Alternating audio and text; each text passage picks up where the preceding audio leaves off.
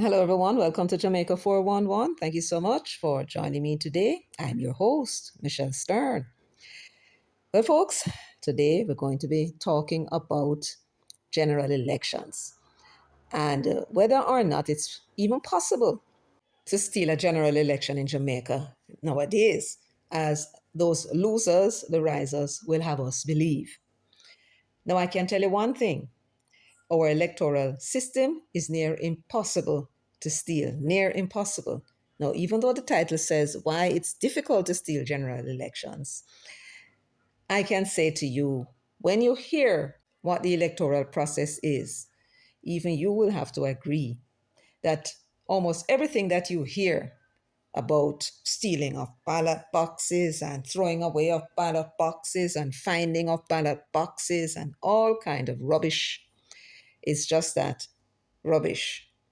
And of course, I fully expect that after I outlined what the electoral process is on election day, that the risers will be saying, oh, well, maybe they didn't steal the election. That's not what we're talking about. We're talking about buying of votes and suppression of votes, and then another set of red herring, another set of dopey stories is going to be weaved and yarned by the losers. And what they really want to do is to shift the blame from themselves. The fact that they were unable to convince the elector that they are the better candidate, that is what they don't want to face.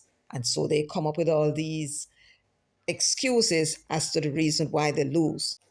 But let's leave them alone for now. Let us now look at the electoral process. Now, first we begin with the Representation of the People Act. That is where all the information that you need to know about the electoral process is found. The section of the Representation of the People Act that we are interested in is Part 4, where it says Procedure on Polling Day. In the right margin, it says Taking of Poll and the Ballot. So it is at section 33.1 that we are told that our ballots are supposed to be secret. Nobody is supposed to see your ballot. And it is here that it also states the opening hours for the polling stations. It is from 7 a.m. to 5 p.m. on election day. It is also in section 33 that we learn what the ballot is. And the ballot essentially is a printed paper, and it's called a ballot paper. And on that ballot paper, you have printed the candidate's name, their addresses, as well as their occupation. The ballot comes in three sections. You have the ballot itself, the counterfoil, as well as the stub. Next, we want to find out now who may vote. And according to section 34, the persons whose name are on that official list are permitted to vote. Dion Jackson Miller recently was talking about the fact that there are persons who are coming from abroad voting in Jamaica, and she's saying that she's of the view that that was illegal.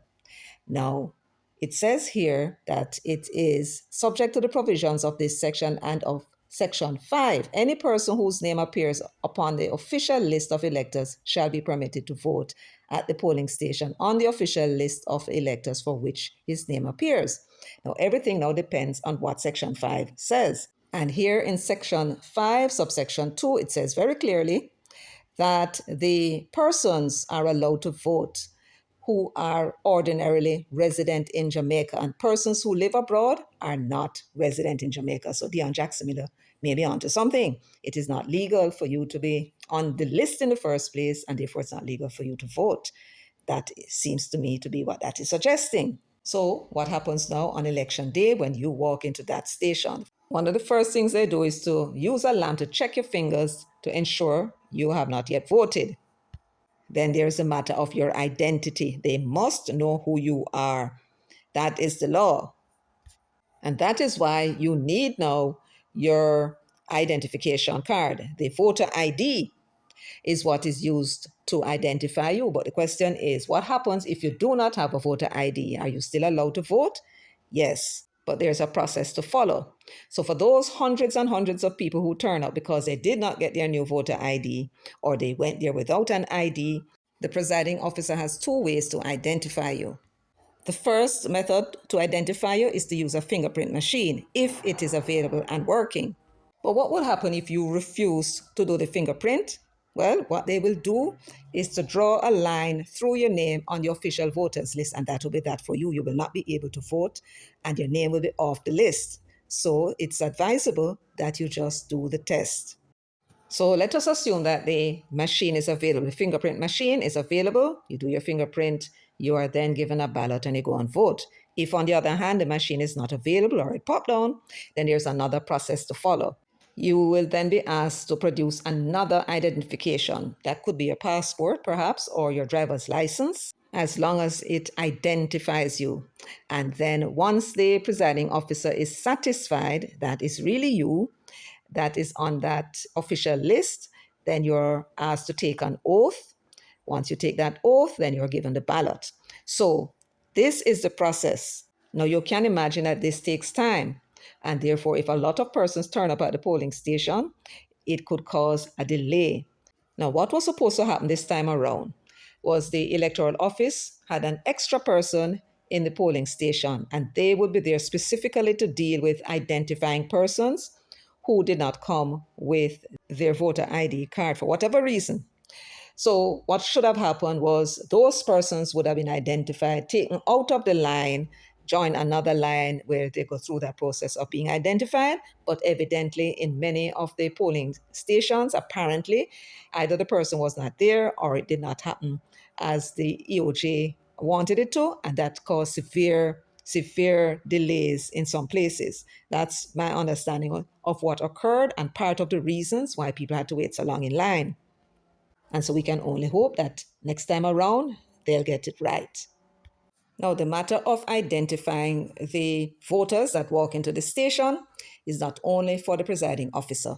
The candidates, agents, and the agents or any elector representing a candidate shall be permitted to examine the equipment, that is a fingerprint equipment that is being used, and any identification that is being used by the voter to establish his identity, whether it be a voter ID card or any other form of identification. The agents, the indoor agents who represent the candidates in the election, and usually you have the PNP, JLP, but any other candidate that's in the race, even an independent candidate, they are also entitled to have an indoor agent in there representing them. And where it says elector representing a candidate, that is in the event of the indoor agent leaving the station. And if there's another elector who is there, they can volunteer and be sworn by the presiding officer and sit in that seat representing the candidate until the agent returns. That would happen in a rare case, but you have to be prepared for anything. And I say rare case because usually the parties have somebody who is supposed to relieve the indoor agents in case that they need to leave the station for whatever reason. Now that we're on the subject of the indoor agents, let me explain who are the persons that are in the polling station. You have the presiding officer and the poll clerk. They work for the electoral office of Jamaica. And then now you have the indoor agents. One represent each candidate that is in the race. And occasionally you may have observers. Now, at this juncture, let me tell you something that I regard as very important. It's about those indoor agents. PNP indoor agents, JLP indoor agents. And there's one thing I need you to understand. They are not in the polling station to watch them one another. No, it's not them one another they're there to watch. The two of them are there to watch the presiding officer and the polling clerk.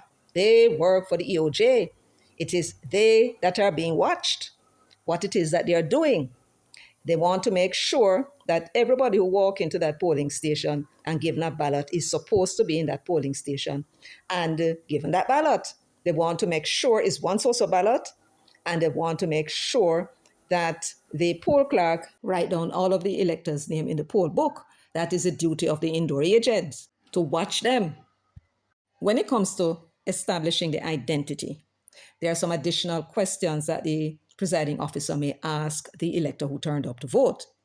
And they may want to ask you for your date of birth, your place of birth, just to make sure that the person that is before them is indeed the person who is supposed to vote in that name, because all kind of games can play.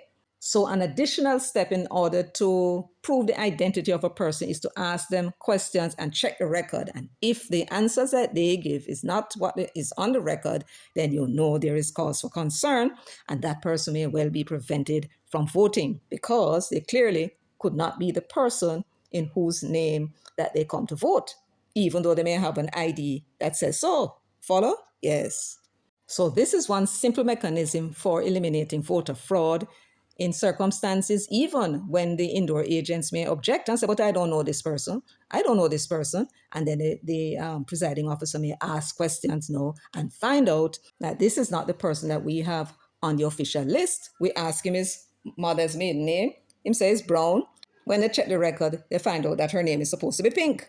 So, what is your address? Address different. Where were you born? Old Harbor, the person on record, was born in Kingston. When were you born? They have that right because that, of course, is on the ID they have in hand. So that now is one way to eliminate voter fraud. So this now is a process of identifying the elector when them turn up at the polling station to vote. So electors turning up to vote in other people's name is definitely not going to be a winner for them. In the past, yes, but not today. It is therefore highly unlikely that any of the political parties would be seeking this mechanism for trying to thief the election, particularly in circumstances where those electors could be charged for impersonating, and I do believe they would lose their right to vote for quite some time, and nobody wants that. So before I go on, let me give you a little background now about the ballot. The ballots are collected by the presiding officer from the returning officer, and early in the morning, he and the indoor agents with the poll clerk, they go through the ballots. Now, he alone is allowed to touch those ballots. So he would ensure that he counts the ballot. So if, for example, there are 325 electors and 350 ballots were collected, then he has to ensure that he has 350 ballots. He has to count them under the watchful eyes of both indoor agents. Having counted them and ensuring that they come blank, he then put his initial on the ballots and then he also numbered them. The poll clerk also has in her book, poll book, a sequential number from 1 to 325. Next step is to ensure that the ballot box is empty, so they have to turn it upside down and check it. Every time somebody comes in to vote and they're given a ballot, the name is written in the poll book, and when they finish voting, they have to fold the paper back in the way in which the presiding officer gave them, because he wants to ensure that the number that he wrote on that ballot is there and his initial, and he has to be able to see both without opening the ballot, because opening the ballot means he would see how the person vote, and that is illegal. And so the presiding officer's initial on the ballot is very important, and that is to prevent anybody coming into the polling station with their own ballot that is already pre-marked. That used to happen in the past when you have the strong-arm men and women who used to ensure that the people vote the way how they want to vote. They give them their own ballot that is already marked. That can't happen anymore. So when that ballot sheet now is returned by the elector, having gone and voted, the presiding officer then holds up the ballot so that everybody can see him removing the counterfoil, and then he destroys that. Then he puts that ballot in the box, and the poll clerk, right beside that person's name, voted. If for any reason the indoor agents had an objection, maybe with the identity of the individual, then that is also noted in the poll book beside the name of the elector that the objection was about. Now, what about the situation where people turn up to vote and only to hear that them vote already? Well, no problem. As long as they can show that they are the ones who are named upon the voters list, they will be given a ballot to go and vote. And that is noted in the poll book as well, because the mistake of having somebody voting in your name was not yours. It was the electoral office. So they cannot stop you from voting once you can establish that a your name on the list. So if you're going to vote on somebody and say you vote already, don't let that stop you. Walk into the station and say, I did not vote. They're going to check your finger for ink, no ink. And they're going to now establish your identity, and it's you. They have to give you a ballot to go and vote. Now, you will recall recently the controversy that was caused by a cafe claiming that 21% of their observers, they claim, reported that there were persons who were in the line before 5 p.m., which is the close of poll, and they were prevented from voting. And of course, you know that turned out to have been a lie. Or in any event, nobody else reported it, and they were not able to substantiate the truth of what it was they were saying. Let's put it nicely. So, this is a section now that deals with how an elector is to be treated at 5 p.m. at the close of poll. It is 35.6, and it says, if at the hour of closing of the poll there are any electors inside the polling station or within the immediate precincts thereof who are qualified to vote and have not been able to do so since their arrival at the polling station, the poll shall be kept open at sufficient time to enable them to vote. But no one not actually present within the polling station or actually identified by the presiding officer as being within the immediate precincts aforesaid at the hour of closing shall be allowed to vote. So, what is this saying? It seems to me to be suggesting that if there was such a delay and the people turn up, or if a whole host of people turn up close to the 5 o'clock, and at that hour you are in the line, and the polling will go up until 2 a.m. in the morning, they have to keep that polling station open till 2 a.m. in the morning. That seems to me to be what is suggested. But if you arrive at the polling station after 5 p.m., even if voting is taking place, you are not going to be allowed inside to vote. That's the rule. And it's because it's called a poll, and a poll has fixed time in which it must be taken. Now, in the past, you used to have a situation where the strong men and women in certain areas would send out the voters to vote, and then they had to show them, in fact, how they did indeed vote. So the strong men were the ones who used to garner the votes for the political parties, especially in those garrisons in those days. And then, of course, you have the occasional persons who would take bribes to come into the polling station and vote. In the past, the corruptor would have required that they either show the indoor agent or the presiding officer how they voted, if that presiding officer was political. And so all of that was outlawed. Your ballot is secret and it remains that way. Now, what would happen if nowadays an elector were to mark their X and then show the persons within the polling station how they voted? Well, according to 35.8, it says, where an elector intentionally displays his ballot paper so as to make known to any person the candidate for or against whom he intends to vote, the presiding officer shall issue a warning. First thing, we'll warn you. And then request that the elector returns the ballot paper to him forthwith, meaning right away. And the elector shall forthwith restore the ballot paper to the presiding officer. So I'm going to take that ballot paper. What is he going to do with it? He's going to deface the ballot paper so as to render it spoiled, and then issue that elector another ballot paper to go and vote again. So you may ask, what if that elector is very stubborn and go do it again for the second time?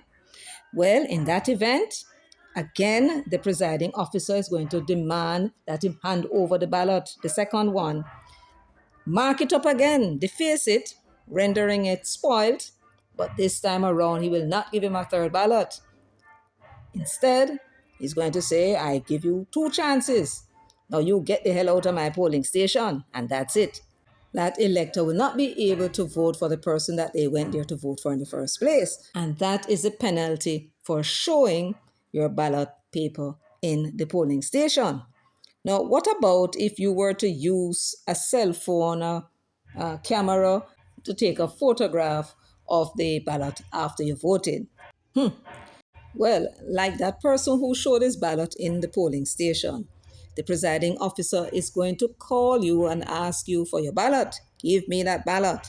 He's again going to deface it, except this time around, you will not be given a second ballot.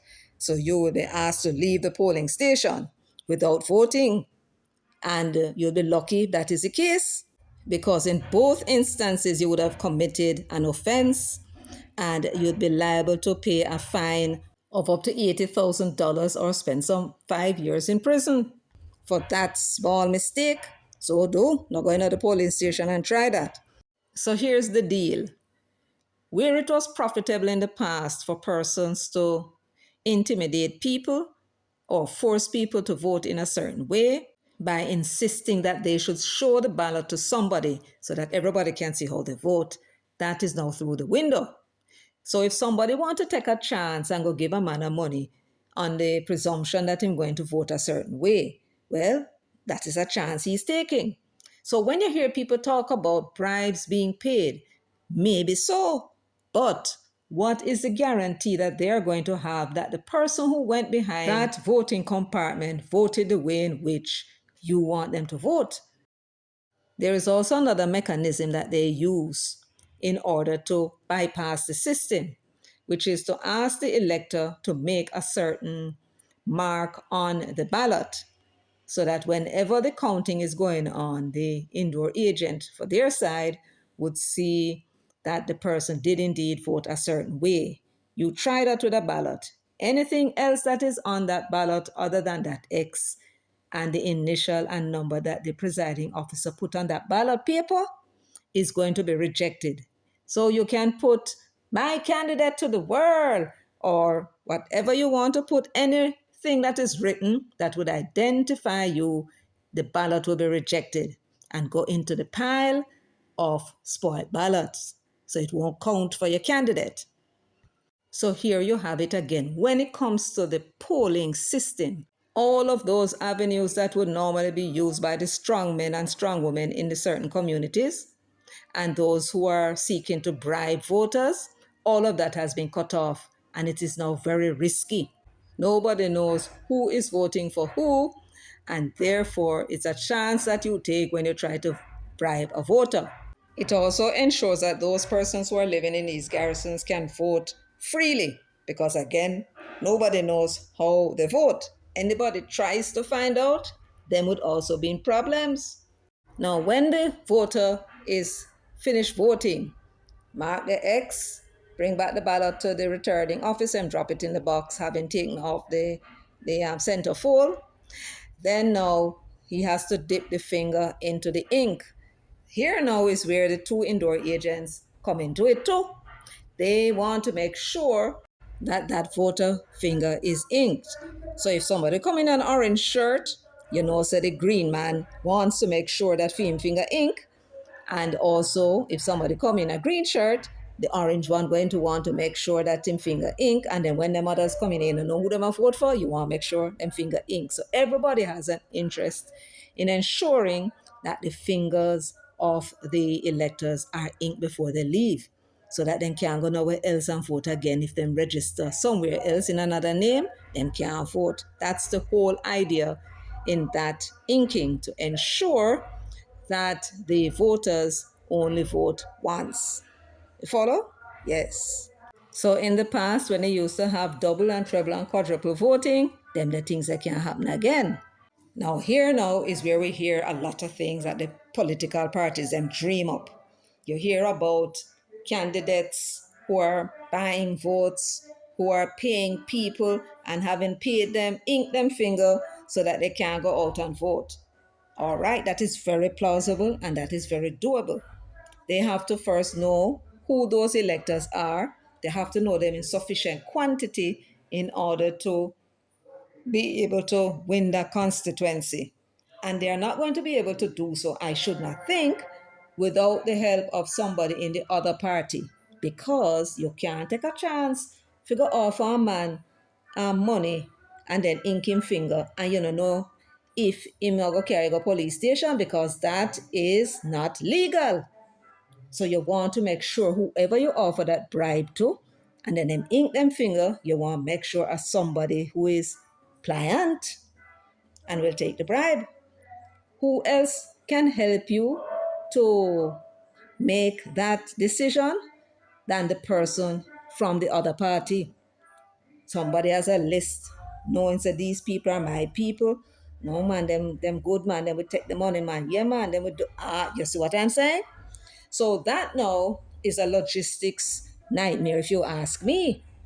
So when you hear people come telling you about, oh, we lose because they were inking people finger and them can't carry one come show you, or carry them come show the police because it's not legal. Them talking off the top of them head without evidence. I don't want to hear none of that. Carry the evidence, come show me. And if you know of one person, take them to the police station. And if you were told by somebody, surely they must can tell you where it happened and who was doing it and who took the money. Anybody at all that comes to you telling you that them know of and me know of and them can't show you no evidence, take them for the liar that they are and mischief maker. Not no gossip. And if they insist that something goes so, ask them a simple question. Who in Fidem party would have collaborated with the opponent to bring that off? Because somebody has to provide them with a list of sure PNP people, sure JLP people who they know will be prepared to take that bribe without question and keep their mouth shut. Because it is essential that after you take such a bribe that you keep your mouth shut. You can imagine in Jamaica anybody be able to keep their mouth shut. And having taken a bribe and I come out and say, oh, me not vote for nobody unless they give me a money. Or even go tell people, say, go on to such and such and such money, I give you up there. So can you imagine that? So I don't listen to any of them. Anyway, we are at the point now where we come to proceedings after the poll. What happens after the poll is closed at 5 p.m.? This now I know you're going to be perking up now and getting ready to hear what happens. Is this where maybe the thief in them talking about take place? Well, let's check and find out. Now it says here, forthwith upon the close of the poll, immediately that 5 o'clock arrives and there's nobody else in line and the poll is closed, this is what occurs. In the presence and in full view of the poll clerk and the candidates and their agents, and if the candidates or any of them are absent, then in the presence of such as are present and of at least 2 electors, if none of the candidates are represented, the presiding officer shall, in the following order. So before we get to what it is that the presiding officer is required to do, let me go back to what it said about the electors. Now, in the event that the poll closed and the indoor agents, for whatever reason, one or both of them leave the station, then 2 persons, 2 electors can be sworn in. They never mention the swearing in part, but I imagine they will have to be sworn in and sit in the position until they return. So they are making provisions for any eventuality in case the political representatives are not there. Electors can be there to represent the PNP candidate, the JLP candidate, any other candidate that is in the race. So that's the process. So when the poll is closed, they are saying now that this is what the presiding officer should do. Now, I should let you know that after the poll is closed, after the voting is over at 5 p.m. or sometime beyond that, the polling station doors are closed and there's a policeman outside to ensure that nobody enters. And so the law is saying what it is the presiding officer should do. The first thing that he should do is to count the number of voters whose name appear in the poll book as having voted and make an entry thereof on the line immediately below the name of the voter who voted last. And this is what it should say. The number of voters who voted at this election in this polling station is, and if it's 60 of them, he put 60. So every time the voters come in and they vote, the poll clerk would note down their name and their address and put them in sequential order. So if it's 60 turn up to vote, then the presiding officer will take the poll book under the watchful eyes of those indoor agents, and then he would count 1, 2, 3, 4, 5 until he arrives at the last one. And then he said 60 voters voted today. The indoor agents will then check their list and they will count too and say, yes, we also have that 60 of them voted today. The next step is that the presiding officer will count the spoiled ballots, if any. And thirdly, he will then count the unused ballot papers.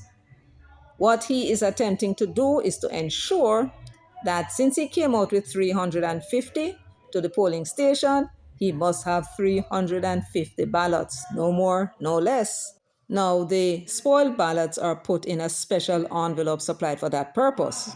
And on that envelope, he's to write how many spoiled ballots are on the inside. And the unused ballots, along with the stubs of the used ballots, he then put in that special envelope which was supplied for that purpose.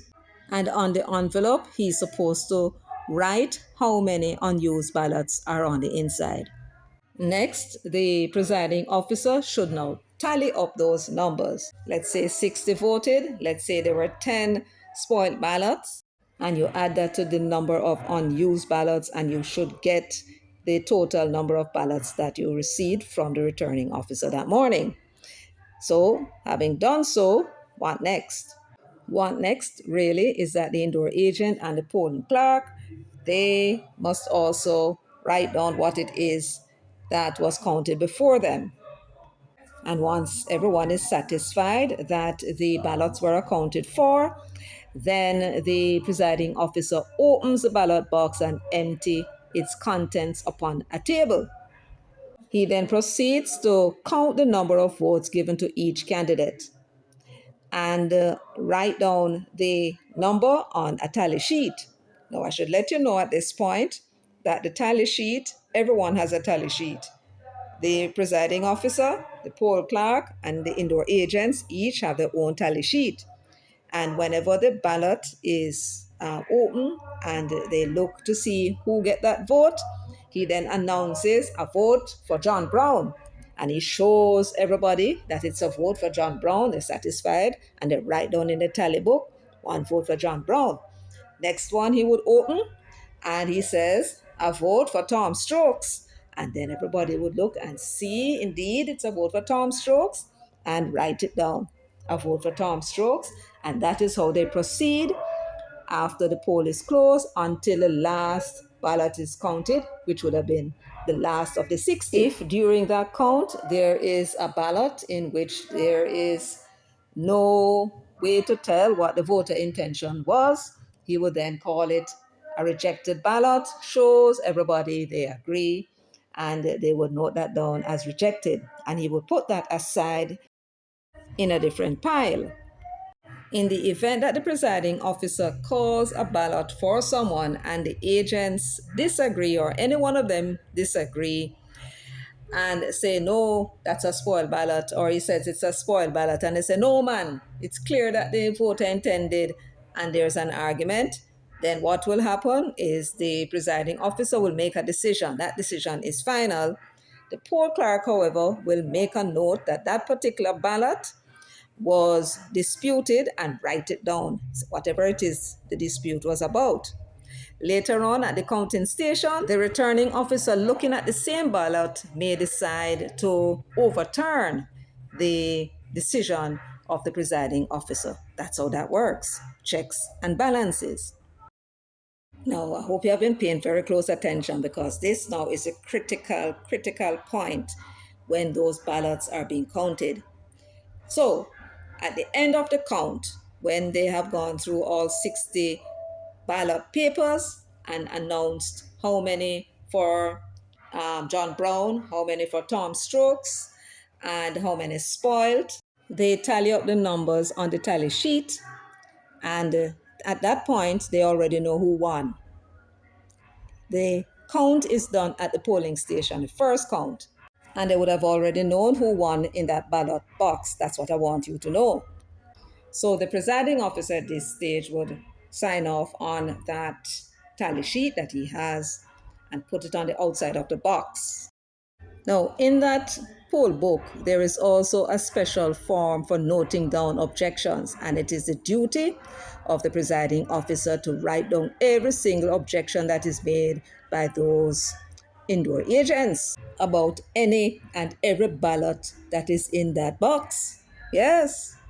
And of course, as I said before, the decision of the presiding officer is final, but it's subject to reversal. Or if the returning officer does not give them satisfaction, they may feel, then they can take the matter on a petition questioning the election or the return. Yes. And that petition, I would believe, would go to the constituted authority or to the courts. When it comes to the objections, after completing the votes, then the presiding officer would then take a copy of the complaints or the objections of the indoor agents, put it in the poll book so that it becomes part of the record, and then give a copy of it to whichever of the indoor agents had made the objection in the first place. And he is supposed to affix his initials to both copies. So the ballots now that was counted for each candidate should go into separate envelopes, and the rejected ballots go into another envelope. And of course, each envelope is sealed by the presiding officer. The indoor agents are also permitted to put their seal on the envelope as well, or if not, then sign their names to the envelope. Next, we have the statement of the poll, which is prepared by the presiding officer in a number of copies. One copy is to remain attached to the poll book, one copy to be retained by the presiding officer, and one copy for the returning officer, which goes into a special envelope for that purpose. Then now he also gives a copy to each of the indoor agents. Now, there is another larger envelope that is also provided, and it is in that envelope that the poll book, the several envelopes with all the ballots, those for the candidates, each of them, the unused ballots, the spoiled ballots, and rejected ballots, they go into that big envelope, as well as the official list of electors and all the other documents that were used in the poll. They go into that big envelope, and then that is sealed. And then now the one that is supposed to be for the returning officer, his statement of poll, so that was also put in a separate envelope. It is sealed and put inside of the polling box with a bigger envelope which contains everything else. And then what happens next? The box is locked by the presiding officer with a padlock. He then affixes his seal on the box, stretching from the top cover to the base of the box. And the agents, each of them would put their own party's seal on the box as well, stretching from the top to the bottom, so that if anybody should open that ballot box outside of those who are authorized to do so, then the opening of the box would break those seals, and so everybody would now know that the box was tampered with. Follow? Yes. So what's next? Well, the counting is over, the box is locked and sealed. It's now time to get those boxes to the counting station. And for what happened next, I had to consult with Karen Cross, and she was very gracious to help us to understand what happened next. The EOJ has a cluster supervisor at each of these clusters. They are the ones who are responsible for making the arrangements for the boxes to be transported. So once they ascertain that all of the polling stations have their boxes ready to be transported, an EOJ vehicle would then be waiting. The boxes are taken outside, put in the EOJ vehicle, locked in that vehicle, and then they proceed to the counting station with a police escort, officials from the EOJ, and of course, the indoor agents are tracking these boxes, and they follow the box all the way to the counting station. Once at the counting station, you have some more EOJ officials on the inside with the party's representatives inside there. Then they look now at the tally sheet. How many votes John Brown got? Let's say he got 40. And the Tom Strokes, he got 20. They then call in that number to the EOJ, and that is how we get that information now in the night on television or the internet or wherever we are watching. Yes, so they take up the box and look at it and announce PD 33, John Brown, 40 votes, Tom Strokes, 20 votes. And then they continue like that throughout the night until the boxes are all accounted for. And then announcement will be made as to who won, and that's a preliminary because remember, in the counting station that night, those boxes are not open.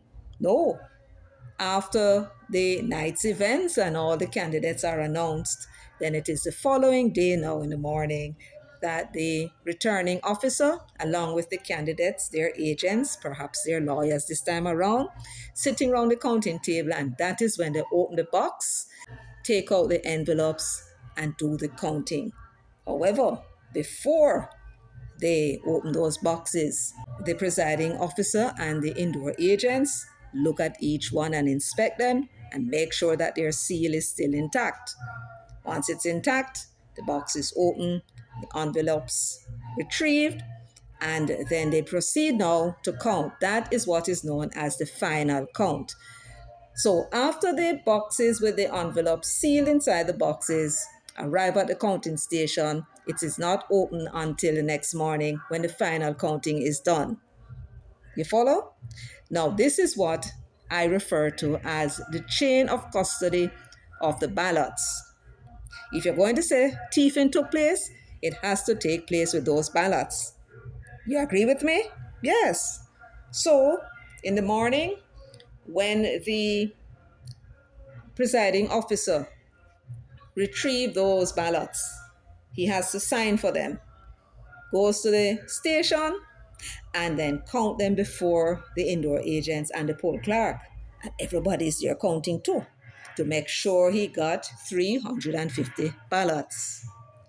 After that, 60 persons voted, 10 spoiled ballots at 70, which means now that there are 280 unused ballots. Each one of them accounted for. Then everything is put into the box, locked and sealed, and taken to the counting station by police escort, and the agents back of them are escorted too. Got in all of them box. And inside the counting station, you have agents again for the political parties watching, because you have to watch. So at the counting station, when they finished with calling out all the numbers on the tally sheets and it's all done for the night, then the electoral office people leave, so too the political people, and the counting station is locked, guarded overnight by police and soldiers until the following day when the returning officer and everyone turn up to now physically count the ballots. That is what is known as a chain of custody of those ballots. And if those risers who want to believe that the election was stolen, or so they choose to console themselves, to prove it, they must show us where during the chain of custody that the electoral office lost control of those ballots. And it would have to be a huge amount in several constituencies for them to be able to say they were cheated. No such thing was ever reported anywhere, which means that all the ballots that were received by the various presiding officers were accounted for at the close of the poll, and at the counting station it was also confirmed by the returning officers. So therefore, once you cannot establish that there was a loss of control of those ballots, where the hell now you come from to be talking about anybody thief election from you? Where did it happen? And when did it happen? How did it happen? Tell us how it happened. That is what it is that they need to do. But of course, they can't do it. And that is why we are firmly of the view that these candidates who insist upon undermining our electoral process should be prosecuted for creating public mischief when they come out with these statements without any evidence to back them up. Arrest them and charge them for creating public mischief.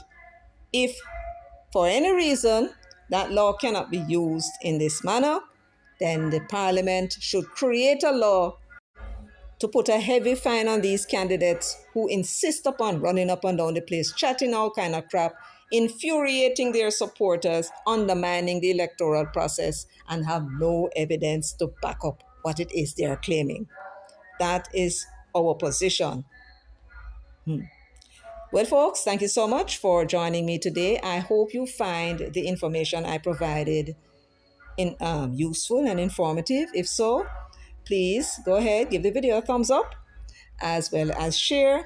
Until next time, take very good care of yourselves and walk good.